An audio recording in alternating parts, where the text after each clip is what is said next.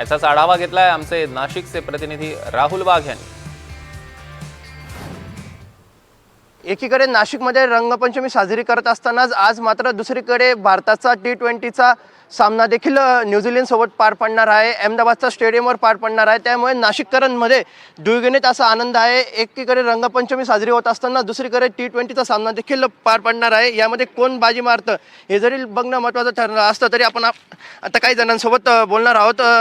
दादा, आज भारत विरुद्ध न्यूझीलंडचा सामना पार पडतोय, कसं बघता आपण याकडे?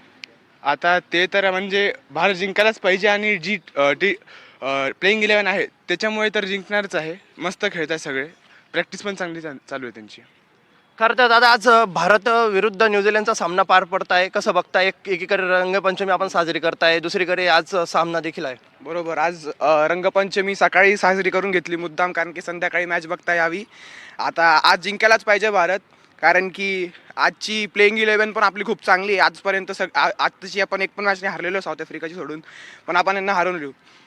खरं तर दादा, आज याचा सामना देखील पार पडतोय, कसं बघतात त्याकडे? आज भारत विरुद्ध न्यूझीलंड, आज रंगपंचमी आणि भारत विरुद्ध न्यूझीलंड हे दोन्ही आपल्यासाठी खूप उत्साहाचे प्रसंग आहे। रंगपंचमी एक जोरात साजरी केली जात आहे, तर दुसरीकडे भारत विरुद्ध न्यूझीलंडचा T20चा फायनल सामना देखील अहमदाबादच्या स्टेडियमवरती पार पडणार आहे।